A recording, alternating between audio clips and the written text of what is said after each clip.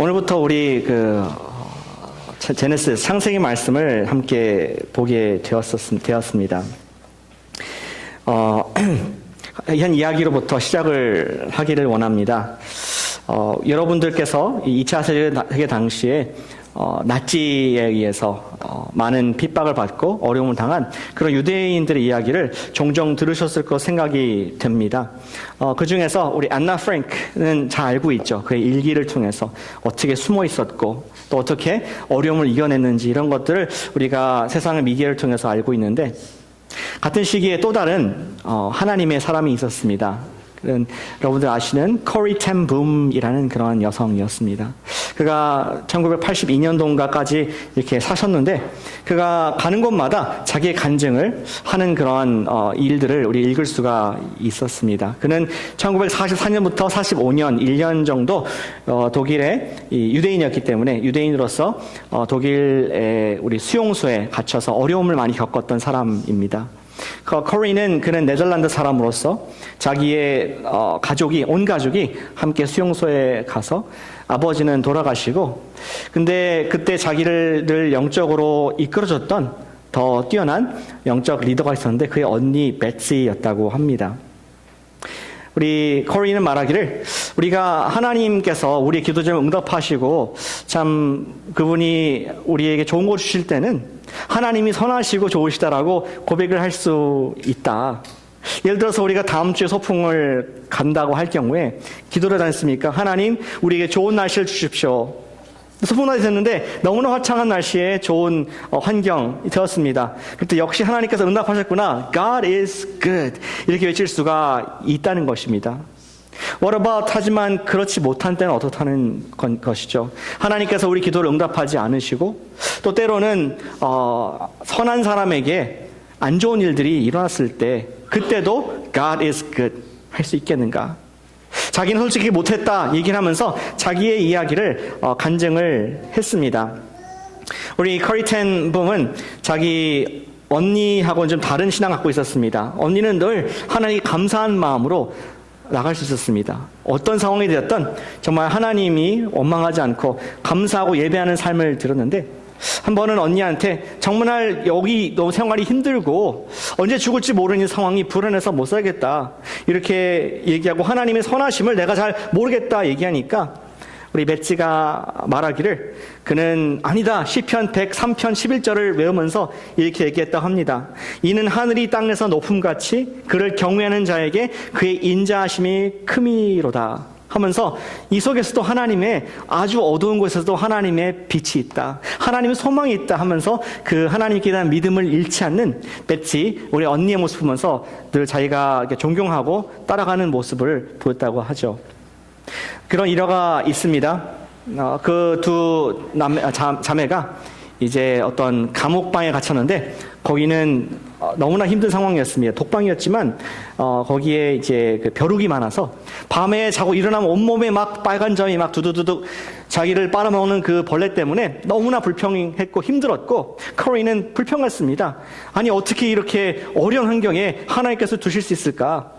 그러자 베츠가 말하기를, 얼마나 감사하냐 이런 벼룩도 있고 하면서 찬양하는 모습에 이 코리가 화가 났다고 합니다. 말도 안 되는 언니의 모습이다.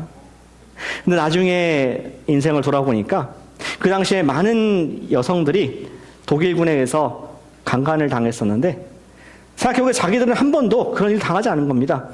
왜냐하면 벼룩이 하도 그 방에 많아가지고 무서워 독일군이 들어오지 못했다는 그러한 하나님의 섭리를 나중에 깨닫고 가장 인생의 어두운 곳에서도 하나님이 선하시구나 했다는 그러한 간증을 한 것을 읽게 되었었습니다. 우리가 상황이 좋고 기도도 응답될 때 우리는 하나님께서 좋으신 분이다, God is good 하기가 쉽습니다. 그리고 노래를 합니다. 하지만 기도가 응답되지 않았고 병이 낫지 않았으며 의인이 어려움을 당할 때에, 그리고 살해를 당할 때 하나님의 선하심과 사랑하심에 대한 깊은 의심을 갖게 되는 것이 우리 연약한 믿음의 모습인 것을 우리 인생 가운데 경험한 줄로 압니다. 특별히 오늘 날짜가 언제죠? 9월 11일, 오늘 9/11이 일어난 지 15년이 되는 그런 주일, 이런 날 국가적으로 정말 아직도 우리가 in God we trust, 아직도 하나님을 우리가 신뢰할 수 있는가? 돈에도 찍어놓고 우리 헌법에도 있지만 과연 여전히 국가 단위로서 하나님이 선하신가? 하나님을 신뢰할 수 있는가? 이런 하나님의 선하심과 인자하심에 대한 의심을 갖게 되는 것이 우리의 인생의 연약한 모습인 것을 정직하게 고백을 하게 됩니다. 성경의 궁극적인 목표는 무엇입니까? 이 성경 우리 창세기를 보고 있지만 전체의 목표는 하나님이 누구이신가, 어떠한 분이신가를 소개하는 책입니다. 그 첫 번째 레슨으로서 하나님께서 우리에게 당신을 소개하시는 1장의 내용은 God is good. 하나님은 좋은 분이시다. 그분의 창조는 선한 것이다. 그것을 메시지로 우리에게 선포를 하는 것으로 시작이 되고 있습니다.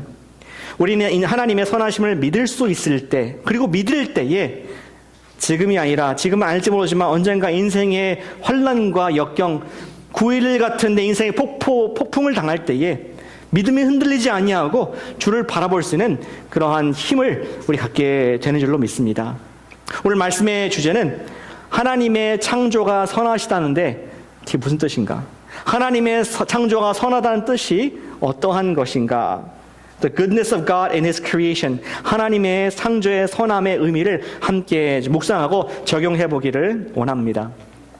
오늘 본문은 1절부터 5절까지 읽었지만 사실 전체 1장 1절부터 25절까지 한 그 이야기군을 이루고 있습니다. 그래서 저희가 조금씩 이야기를 나갈 텐데 오늘은 25절까지 성경이 있으시면 함께 조금 같이 보시면 좋겠습니다.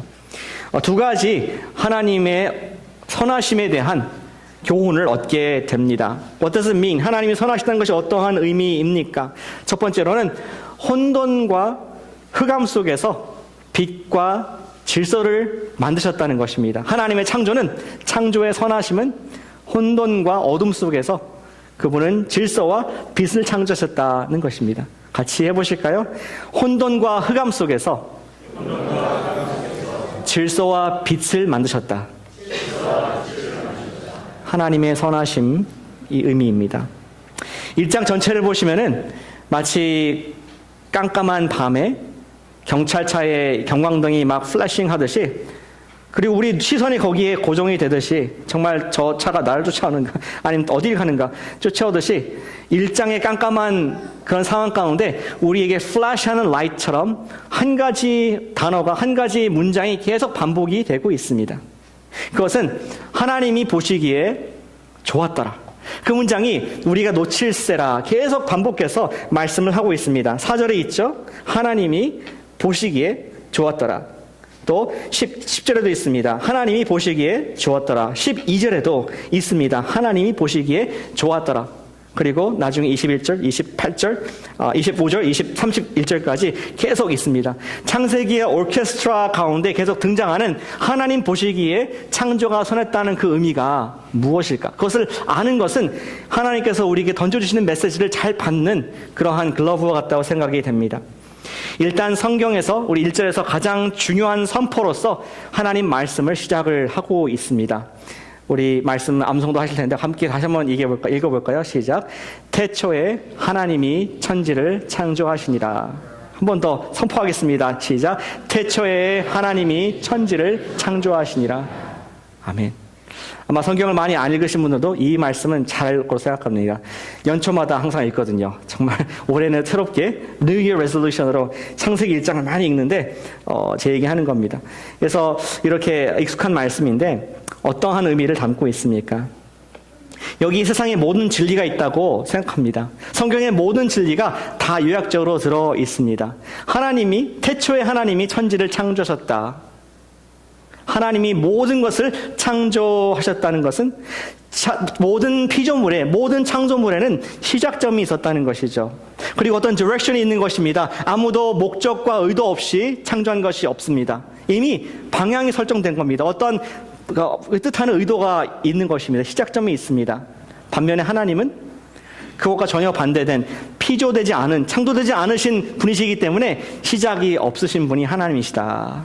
하나님께서는 자신의 가치와 자신의 목적과 방향을 증명하실 필요가 없는 그런 분이시다.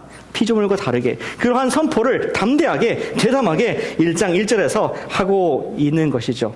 이러한 하나님 자신을 소개한 뒤에 1장 2절에서 성경에 한 번도 등장하지 아니하는 창세 전의 상황을 조금 아주 살짝 한 구절에 담고 있습니다. 우리가 수서관의 눈으로 좀 보면서 2절에 어떠한 상황이었는가, 우리 창세 전에 어떠한 상황이었는지를 그 단어들을 좀 픽업하기를 원합니다.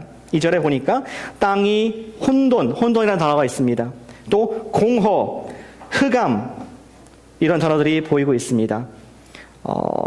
여기 보니까 지금 땅이 혼돈했다고 되어 있는데, 혼돈하고 공허하고 흑암이었는데, 이런 것들은 지금 어지러운 어떠한 지금 질서가 없는 상황을 얘기를 하는 것이죠.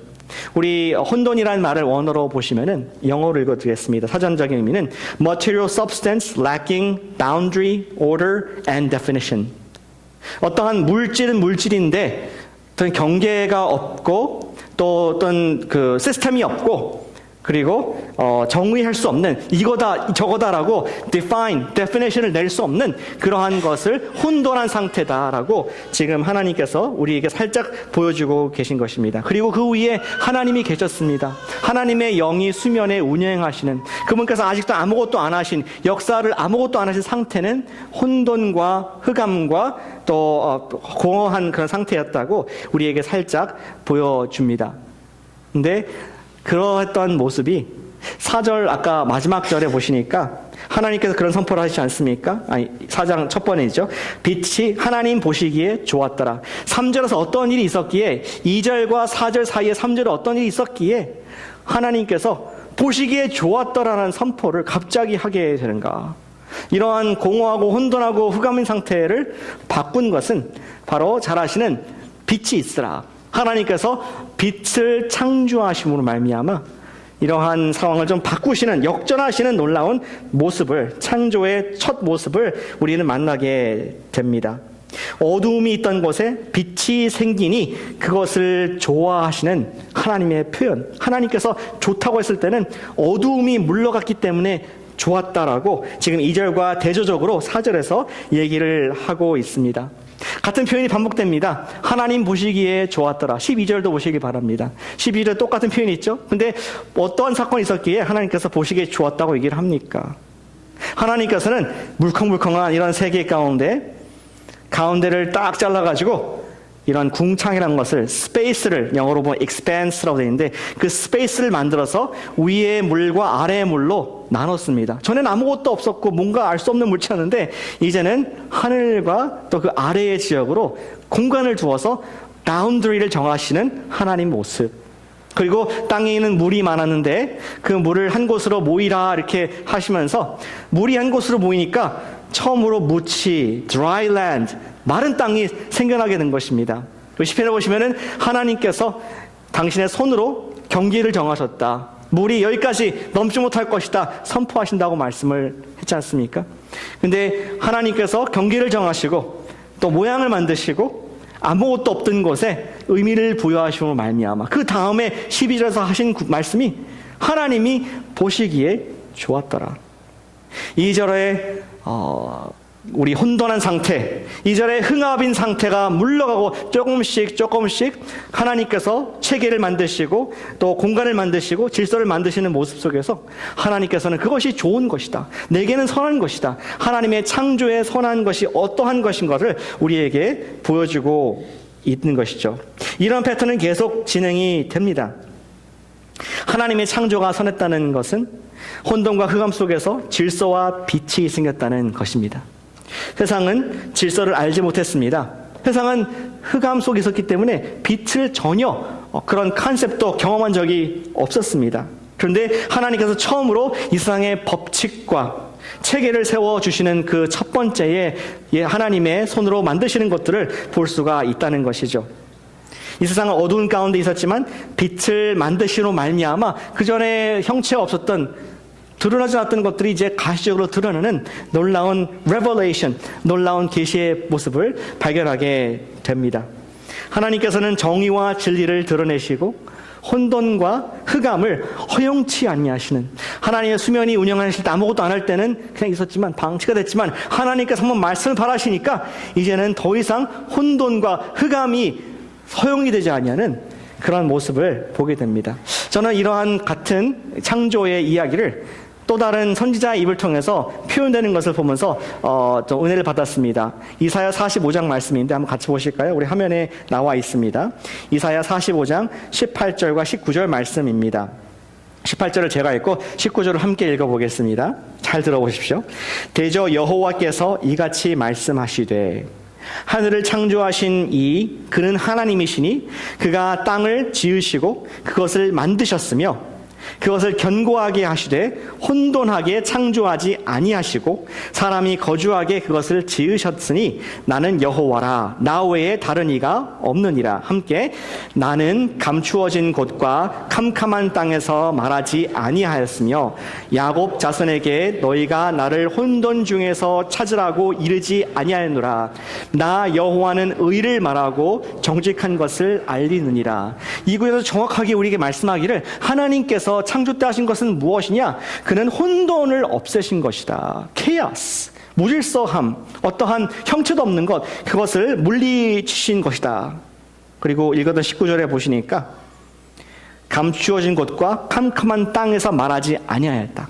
하나님께서는 우리가 덮어놓고 그냥 믿고 그냥 무조건 따라오라 그게 아니라 하나님의 뜻을 우리에게 말씀해 주시고 누구신가를 창조 때부터 말씀하시면서 그분의 사랑과 메시지를 받도록 이렇게 클리어하게 창조 때부터 자신을 드러내셨다. 이런 말씀을 하고 있습니다. 근데 19절 후반부에 또 한 가지 말씀을 하고 있는데 이렇게 말하는 나 여호와는 의를 말하고 정직한 것을 알리느니라. 창조 때에 만들어진 것은 단순히 자연세계뿐만이 아니었습니다.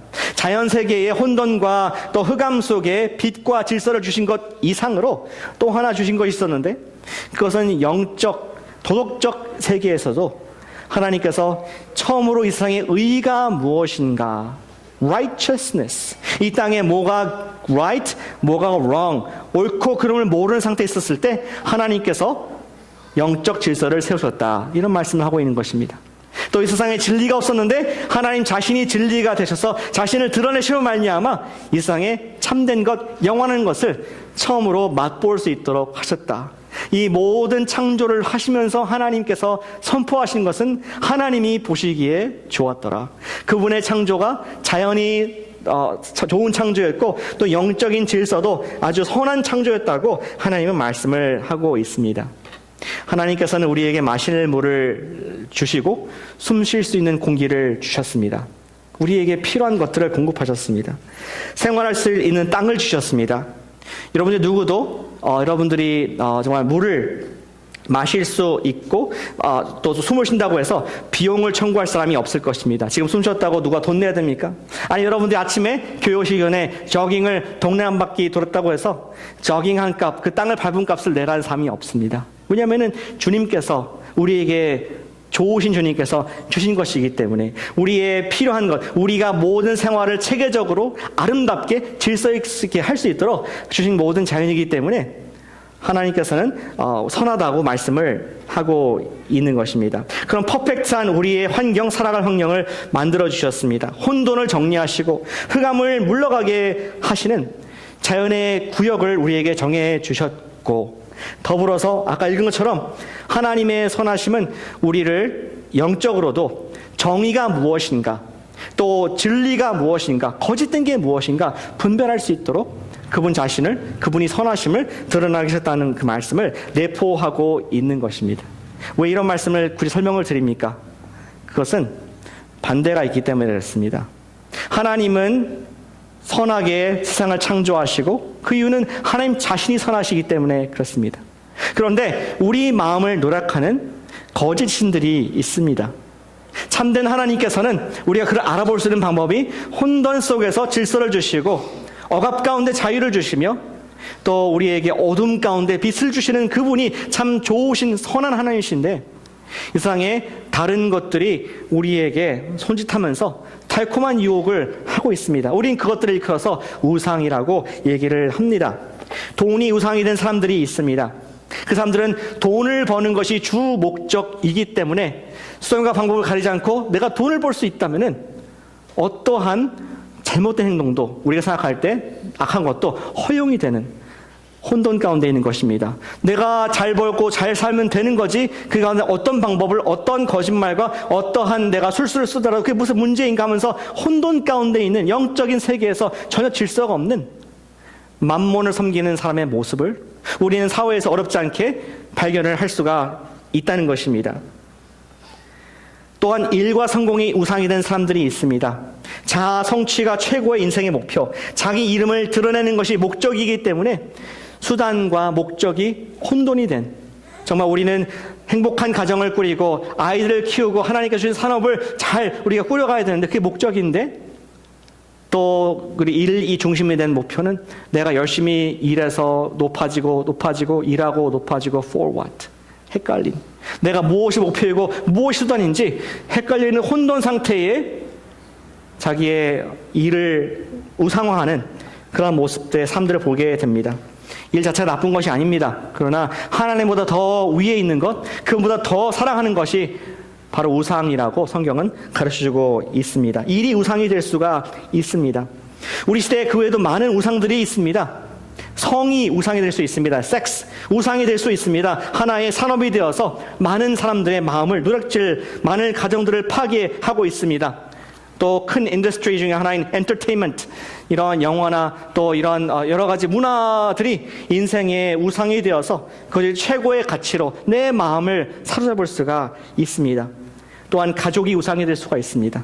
사랑하는 자녀 너무나 사랑해서 내가 목숨을 버리고도 너는 잘 돼야 된다, 너는 그 학교에 들어가야 된다, 너는 사회에서 높은 이름을 가져야 된다 하면서 하나님보다 자녀를 더 높일 때 우상이 될 수가 있는 것이죠. 혼돈 가운데 있게 됩니다. 또한 그 외에도 많은 우상들이 있습니다. 그러나 가장 큰 우상은 나라는 우상, 내 자신의 내가 주인된 것이 가장 큰 우상이 되어서 내가 있지 못할 위치에 내가 하나님 노릇을 하는 그러한 영적으로 헷갈리는 좋지 못한 모습을 우리 이 시대에서 발견을 하고 있다는 것입니다. 우리가 하나님의 창조 질서, 그분만이 선하시고 그분 안에서 평안이 쉴 수 있으며 그분 안에서 도덕적인 영적인 질서가 있다는 것을 우리가 알고 그분 앞에 서밋할 때 참된 휴식과 참된 질서와 참된 빛을 보게 될 줄로 믿습니다. 어떤 메일을 받게 되었는데 선교사님으로부터 이번 주 메일을 받았습니다. 네, 소개를 안 할 수가 없을 것 같습니다. 동아시아에서 선교를 하시는 우리 분이신데 그분이 이제 편지를 보냈는데 사진들을 몇 장을 보내주셨어요. 근데 본인이 사역하는 곳에서 이러한 사진을 쉽게 볼 수 있다, 이런 모습을, 뭐 같습니까? 길거리에서 불을 이제 피는 모습들을 볼 수가 있는데, 이것은 그 자녀들이 자기 돌아가신 부모님이나 할아버지, 할머니를 위해서 제사를 지내는 모습들을 어렵지 않게 곳곳에서 이 동아시아 이 국가에서는 발견할 수가 있다고 합니다. 근데 그 마음 가운데 우리 돌아가시고 좀 어디 저승으로 가신 것 같은데 이분 좀 편하게 지내실 수 있도록 좀 이렇게 드리고 싶다, 좀 가져가게 하고 싶다 하면서 그들이 돈을 이렇게 드린다고 합니다. 돈을 태웁니다.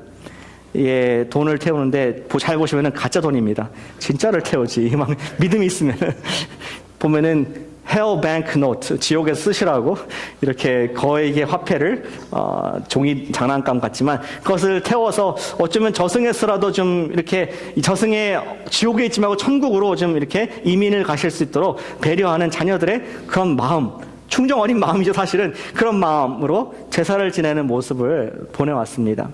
또 거기에서 많은 것을 태웁니다. 태우면 간다고 생각하니까. 또 거기 다음 슬라이드 보여주시면은 어떤 분들은 이러한 자동차, 물론 종이로 된 겁니다. 그것을 고급 승용차를 태워가지고 좀 편하게 그곳에서 다닐 수 있도록. 잘 보니까 아이폰인가요? 아이폰도 태우고, 또 랩탑도 태우고, 멋진 그런 거라지가 있는 저택 같은 집도 태워서 정말 저쪽에서 좀 럭셔리스하게 품위 있게 다른 죽은 사람과 다르게 살도록 이렇게 자식들이 태워서 보내는 그런 모습을 어렵지 않게 발견할 수 있다고 합니다. 또 어떤 모습이냐면 여기 한자를 읽으실 수 있는 분이 계실지 모르겠지만 제 부족한 실력으로 보니까 천당, 지옥, 뭐 연합국 이렇게 된 것 같습니다. 그래서 거주 신분증인데 천국 아이디입니다. 그린카드, 천국에 그린카드가 있는지 몰랐습니다. 아이디를 가지고 천국에서 나오지 마시라고 이렇게 정말 그것도 태워가지고 그들이 아이디를 undocumented immigrant가 아니라 documented한 immigrant 살라고 이렇게 하는 모습. 또 한 가지는 그들이 인형을 태웁니다.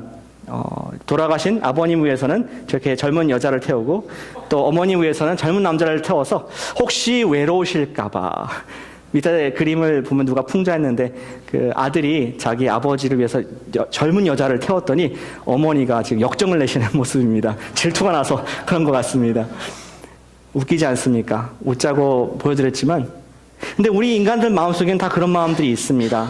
내가 이 세상에서 소중히 여기는 그러한 나의 우상들, 내가 소중히 가치 있게 여기는 것들을 저쪽 세상을 내가 알지 못하지만 그쪽에서도 누리기를 원하는 그러한 모습을, 어리석은 모습을 우리는 어렵지 않게 선교지에서 그리고 우리가 살고 있는 지역에서도 저는 발견하고 있다고 생각합니다. 우리도 하나님께서 이 세상을 선하게 만드셨다는 것을 알지 못할 때, 다시 말해서 자연의 질서를 만드셨듯이 그분이 영적인 질서도 세우셨다는 것을 알지 못할 때 우리도 어쩔 수가 없습니다. 물질, 보이는 것들, 세상에 따라가는 우상들이 우리의 목표가 되고 우리의 추구하는 것들이 될 수밖에 없는, 우상을 섬기는 practical, practice하는 idolater, 실제적인 우상 숭배자로서 살 수 있다는 것입니다. 언제?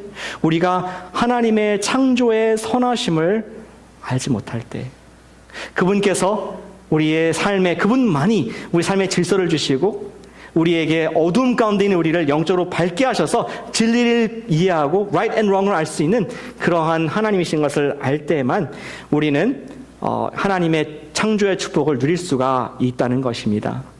우리 기억할 것은 하나님의 창조가 선하심은 혼돈과 흑암 속에서 빛과 질서를 창조하셨다는 것입니다.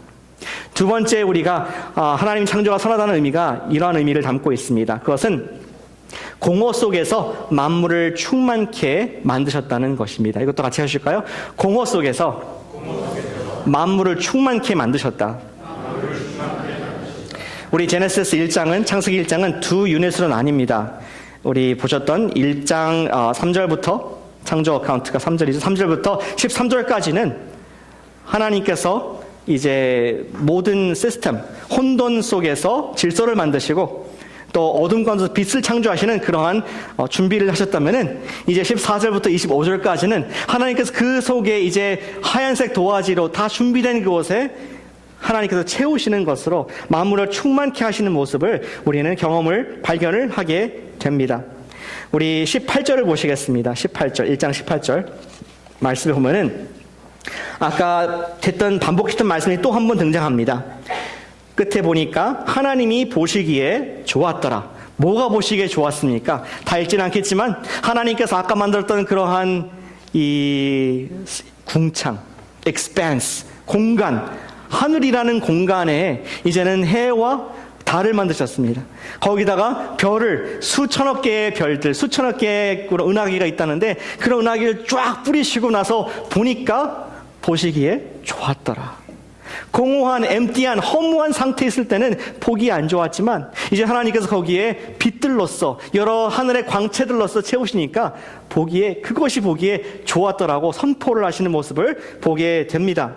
또 21절에도 비슷한 말씀이 있습니다. 21절에 끝에 보니까 하나님이 보시기에 좋았더라. 뭐가 보기에 좋았습니까? 이번에 하나님께서 만드신 하늘의 새를 각양색색, 형형색색의 모양의 새들을 쫙 날게 하셨습니다.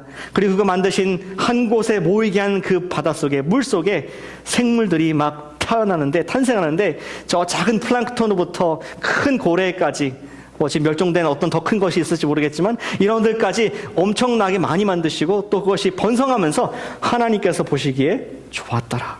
땅 위에 기어다니는 것, 들에 있는 짐승들, 이것들 땅에서 막 왕성하게 자라는 거 보면서 예전에는 아무것도 없는 그러한 광활한, 그러한 메마른 곳이었지만 생명으로 번성하는 것을 보면서 하나님께서는 이것을 보기에 좋았더라라고 채우시는 하나님의 축복을 보게 됩니다. 특별히 하나님께서 생명체에게 말씀하시면서 우리 22절을 보시길 바랍니다. 22절 우리 함께 읽어볼까요? 22절 말씀 1장 22절입니다. 시작. 하나님이 그들에게 복을 주시며 이르시되 생육하고 번성하여 여러 바닷물에 충만하라. 새들도 땅에 번성하라 하시니라. 번성하라는 말이 두 번이나 나와 있습니다. 하나님께서 이제는 자기의 캔버스 위에 온 우주란 캔버스에 하나하나 다 채우신 다음에 특별히 생물체들에게 생명에게 이르기를 너희들도 나같이 번성해라. Multiply and be fruitful. 이 땅을 충만하게 채우라라는 그러한 처음에 구조 보니까 축복해서 복을 주셨다라고 말씀을 하고 있습니다. 명령을 말씀하고 있습니다. 예, 그렇습니다. 하나님의 창조가 선한 것은 하나님께서 아까 void, 2절에 공허했던데 공허의 만물을 충만케 하셨기 때문에 그것이 좋은 것이다라고 우리에게 창조의 원리를 말씀해 주고 있습니다. 하나님께서는 비어있는 상태를 좋게 생각하지 않으신 것 같습니다. 그분은 천지 만물을 충만케 하시고 좋았다고 선포를 3번이나 하십니다. 31절 읽지 않았지만 31절까지 3번 좋았다고, 4번 좋았다고 말씀을 하십니다. 하나님의 뜻은 이렇게 많이 생산하는 것이 하나님의 뜻인 것 같습니다. 천지가 비어있는 것, 하나님께서 나중에 이제 만드실 사람이 혼자 있는 것, 이런 것도 좋지 못하고 말씀을 하셨죠. 1장에서는 좋았다 하다가 2장 18절을 보시길 바랍니다. 2장 18절 보시면은 여호와 하나님이 이르시되 사람이 혼자 사는 것이 좋지 아니하니 하면서 남자가 혼자 있는 것, 결혼해야 될 사람이 결혼을 아직 안 하는 것, 이것이 좋지 못하다고 대조적으로 얘기를 하셨습니다. 하나님의 선하신 창조는 충만한 창조였습니다. 이러한 선하신 하나님의 충만함의 뜻은 명령 형태로 번성해라, 충만해라 이렇게 던져주고 계신 것이죠. 저는 이 하나님의 축복의 말씀을 생각하면서 왜 이것이 하나님께 선한 것일까? 땅에 충만하고 번성하는 것이 왜 복일까? 하나님 기뻐하시는 것일까 생각을 해봤는데 어떠한 논리도 잘 생각이 나지 않았더라고요. 그것은 하나의 명제가 아닐까 생각합니다. 그것은 그냥 이해하고 내가 논리로 하는 것이 아니라 그냥 아는 것 아닙니까? 본성이라고 생각됩니다. 동물들도 다 동의할 수 있는, 투표를 하면 다 똑같이 다 답이 나올 수 있는 그러한 상황이라고 생각됩니다. 명제입니다. 모든 동물들이 본능적으로 자기 새끼를 아끼고 소중히 여깁니다. 교육을 할 필요가 없습니다. 그리고 우리 사람들도 여러분들 자식들을 밤에 베드에 침대에 집어넣으면서 안아주면서 그냥 좋지 않습니까? 그냥 기쁘지 않습니까? 그냥 보호 본능이 나오지 않습니까? 세상에 정말 악한 아버지가 있겠야만 하지만 악한 자라도 자식에게 좋은 것을 준다고 주님께서 말씀하실 정도로 정말 모든 생명체 하나님께서 말씀하신 명령에 의거해서 모두 번성하고 모두 다 또 재생산하고자 하는 그러한 능력과 또 그러한 마음을 주신 것을 우리 보게 됩니다. 그것이 하나님의 선한 것이다라고 창조의 원리를 보여주고 있습니다. 하나님의 창조가 다시 말씀드리지만 선함은 공허를 만물로 채우는 창조였기 때문에 선한 의미라고 말씀을 합니다. 그런데 아까 우리 말씀처럼 영적인 의미가 또 하나 있다고 생각합니다. 그것은 나중에 만물이 죄로 타락하는 것을 우리가 알고 있습니다. 만물이 죄로 타락합니다. 3장에 보시면은 우리 사람이 죄를 가지고 사탄을 통해서 죄를 가지고 오는데 땅이 저주를 받고 또 동물들이 저주를 받고 온 자연이 씨름하는 상황 가운데 들어가게 됩니다. 원래는 하나님께서 생육하고 번성하고 또 땅에 충만하고 말씀했는데 이제는 동물이 강한 놈이 약한 놈을 잡아먹는 양육 강식에 그러한 죄가 들어오게 됩니다. 그리고 또 사람들도 마찬가지입니다. 정말 형제가 형제를 사랑하고 세워주고 서로 잘 되도록 격려해줘야 되는데 4장을 지나지 못해서 첫 번째 인류의 살인, 가족의 살인이 일어나는 것을 첫 번째 범죄를 발견하게 됩니다. In fact, 인류가 늘어나면 늘어날수록 더욱더 많은 살육과 살상이 이루어지게 됩니다. 더 잔인한 무기를 만들고 더 대량 살상할 수 있는 방법들을 찾아내서 인류가 지금 60억인가요? 그러한 상황이 됐을 때는 정말 전체 인류를 공멸시킬 수 있는 그러한 압도할 만한 무기를 만들어내는, 가공할 만한 무기를 만들어내는 우리 인류의 죄로 찌들고 타락한 모습, 그런 모습을 보게 됩니다. 하나님의 1장 1절의 말씀을 통해서 봤을 때 하나님의 뜻이 그것이 아니었다는 것을 우리는 분명하게 알게 됩니다. 그럼에도 불구하고 여전히 하나님은 선하시고 하나님께서는 우리가 영육 간에 번성하기를 원하셨는데 그런 해결책으로서 하나님께서는 당신의 아들 예수님을 이 땅에 보내신 줄로 믿습니다. 우리 에베소서 1장 22절과 3절 말씀을 함께 읽어보겠습니다. 이 말씀이 창세기의 말씀을 생각하면서 바울이 기록했다고 저는 그렇게 생각합니다. 1장 22절 3절 말씀을 우리 한 목소리로 또박또박 읽어보겠습니다. 시작. 또 만물을 그의 발 아래에 복종하게 하시고 그를 만물 위에 교회의 머리로 삼으셨느니라. 교회는 그의 몸이니 만물 안에서 만물을 충만케 하시는 이에 충만함이니라. 아멘. 여기에 사람이라고 말하지 않고 만물, all creation, 모든 만들어진 것들, 그 모든 것들을 예수님의 아래에, 예수님을 머리로 삼으셔서, 교회의 머리로 삼으셔서 만물 위의 통치자로 하신 것이 하나님의 예수님에 대한 사명이었다. 그분이 십자가와 부활을 경험하시고 이제 교회의 머리가 되시고 온 만물의 머리가 되어주셔서 하신 일이 뭐냐? 그분은 원래의 하나님께서 계획하셨던 그런 축복된 창세기 1장의 복을 회복해 하시는 역할을 예수님께서 하셨다는 말씀을 하고 있습니다. 그래서 그 마지막 구절에 보니까 반복되는 단어가 있지 않습니까? 충만이라는 단어가, 교회는 그의 몸이니 만물 안에서 만물을 충만케 하시는 이에 충만함이라. 하나님께서 원래 당신의 백성들을 향한 계획을 예수님의 십자가의 피와 공로를 말미암아 우리가 이제는 행할 수 있도록, 예수님으로 회복되도록 우리를 그런 공동체, 그리고 이 세상에 그러한 영적 에너지를 발산할 수 있는 교회로 세워주셨다, 센터로 붙잡아 주셨다는 말씀을 바울의 입을 통해서 말씀을 하고 있는 것입니다. 예수님이 오신 것은 죄와 사망으로 물든 세상을 회복시키고자 하심이었습니다. 교회를 세우셔서 생명을 살리는 일에 센터로 삼으셨고요. 예수님의 목적은 죄로 인해 사탄에게 빼앗긴 수많은 그러한 만물들과 특히 사람들을 회복해서 하나님의 원래 의도인 하나님의 자녀가 이 세상에 충만케 되는 것을 성경은 얘기를 하고 있고, 우리는 지난달까지 요한계시록 말씀을 통해서 어떻게 새 하늘과 새 땅 그리고 만물이 새롭게 되는지를 우리가 미리 보는 은혜를 누리게 되었습니다. 저는 마지막으로 So what? 우리가 하나님께서 이러한 선하신 창조, 공허를 채우시고 또 혼돈을 질서로 바꾸신 하나님, So what? 어떻게 살 것인가? 이러한 질문에 여러분께 간단한 적용을 드리길 원합니다. 함께 따라해 주실까요? 좀 위험하죠? 제가 무슨 말인지도 모르는 따라하려니까 믿고만 따라해 주시면 감사하겠습니다. 선하신 하나님으로 나를 채우자. 하실 수 있겠죠? 선하신 하나님으로 채우시길 바랍니다.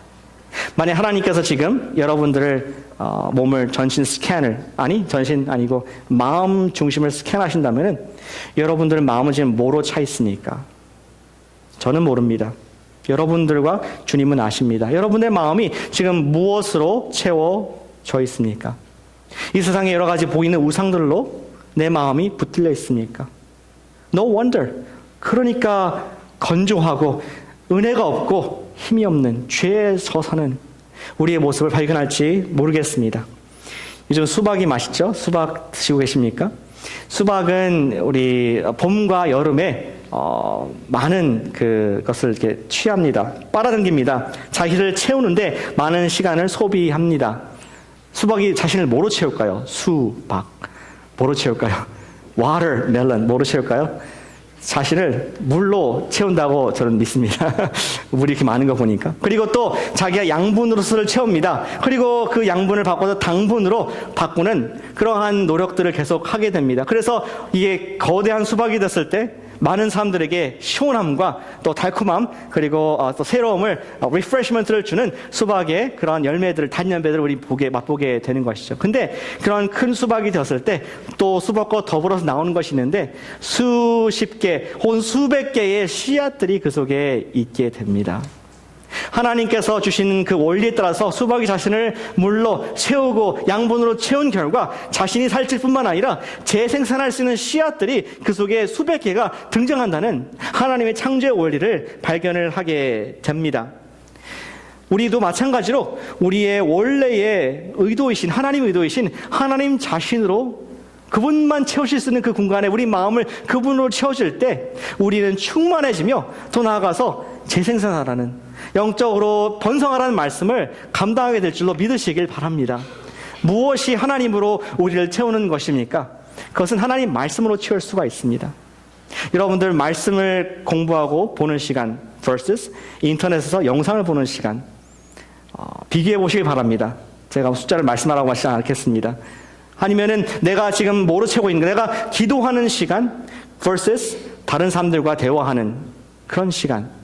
정말 내 속에 무엇으로 나를 채우냐에 따라서 내 속에 주님께서 주신 그 은혜들이, 복들이 나가느냐 못 나가느냐를 볼 수가 있다는 것입니다. 또한 우리가 말씀으로 채우고 기도로 채우고 예배로 채우기를 원합니다. 하나님을 경외하는 것, 내가 이 세상을 보는 것, 이 세상을 기뻐하는 것 이상으로 하나님께 예배하고 내 마음을 전심으로 드리는 그 시간, 짧더라도 우리 하루에 11조를 드리는 마음으로 예배하는 시간을 지킬 때 우리는 하나님의 창조의 복을 누리게 될 줄로 생각합니다. 오늘부터 가스펠 라이프가 시작이 됐습니다. 주일날 클래스, 또 우리 또 수요일날은 예배죠. 우리 목요일날, 금요일날 뭐 클래스들이 여러 가지 있는데 그 클래스들마다 우리가 목적은 무엇인가? 원래 비싼 수업료를 받고 해야 되는데 우리 거저 받았으니 거저 드리는 마음 심정으로 정말 나를 하나님 말씀으로 채워주십시오. 지금까지 내가 너무 드라이하고 계속 지는 생활을 살았는데 주님, 내가 이번 가을은 내가 인생의 어느 때보다 더욱더 영혼이 살찌는 시간 갖기를 원합니다. 내가 한번 재생산을, 누구한테 영향을 좀 주는 그런 삶을 살기 원합니다. 그런 마음이 있다면 여러분들의 마음의 수박을 하나님 말씀의 물로써 하나님께 기도하는 그런 향기로서 채우시기를 축복합니다. 예전에 제가 영상을 본 것인데 영상을 보여드리지 않고요. 로라 윌킨슨이라는 그런 여성, 그는 호주 시드니에서 2000년도에 금메달을 땄던 그런 다이빙 선수였습니다. 근데 이 여성은 그가 출전하기 몇 달 전에, 한 6개월 전에 사고를 당해서 다리가 다쳐가지고 다이빙을 못할 정도가 되었었습니다. 그러나 정말 기적적으로 회복이 되었고 나중에 다이빙을 이렇게 했는데 정말 예전에는 8위, 5위를 하던 선수가 웬일로 금메달을 따고 정말 한동안 미국을 좀 들썩들썩하게 했던 그런 선수였다고 합니다. 근데 그것을 카메라로 이렇게 다이빙하는 장면을 클로즈업해서 우리 로라가 뛰어든 장면을 몇 번 포착을 했는데 끝나고 나서, 이제 경기를 끝나고 나서 기자가 질문했습니다. 로라, 당신 너무나 멋지게 퍼포먼스 했는데 보니까 당신이 다이빙대에 설 때마다 뭔가 주문을 외우는 것 같더라. What were you saying? 무슨 말을 했냐? 이렇게 질문을 하자 로아는 자기 얘기를 했습니다. 사실 내가 병원에 있을 때 인생의 절망이었구나. 더 이상 선수 생활이 끝났구나. 올림픽 얼마 안 남았는데 이렇게 되면 할 수가 없는 것이니까. 그렇게 했을 때 자기를 찾아온 그러한 어떤 목사님이 있었다고 얘기합니다. 기도를 해주시고 한 가지 말씀을 주셨는데 그 말씀을 계속 자기 마음속에 채웠다고 합니다. 그 말씀은 빌립보서 4장 13절 말씀이었습니다. 내게 능력 주신 자 안에서 내가 모든 것을 할 수 있느니라 라는 바울의 고백을 그 마음속에 가득 담게 되었습니다. 그리고 다이빙대에 설 때마다, 무서울 때마다 내게 능력을 주시는 예수님 안에서 내가 이것을 할 수 있다. 내게 능력 주신 자 안에서 내가 할 수 있다. I can do it in Christ. 예수님께서 주시는 믿음을 가지고 그가 도전하고 도전했을 때 점점점 스코어가 올라가가지고 정말 나중에는 영광스러운 금메달을 따게 되는 그러한 신앙의 간증 이야기를 한 것을 제가 보고 듣게 되었습니다. 사랑하는 여러분, 우리가 하나님의 선하심 자체로 여러분들의 마음을 정말 충만하게 채우시기를 축복합니다. 이번 가을에 어느 때보다 내 인생에 하나님 정말 진하게 내가 열매를 맺게 해주시옵소서. 주님, 내가 이렇게 정말 바쁜 가운데 그냥 여러 가지 분주한 가운데 누군가 이끌려 살지 않고 하나님께서 원래 나에게 주셨던 번성하라는 말씀, 축복 주신 말씀이 내 말씀 되게 해주시옵소서. 그러한 마음으로 우리가 하나님 말씀에, 기도에, 예배에 창념하시는 사랑하는 저와 여러분 되시기를 주님의 이름으로 축복합니다.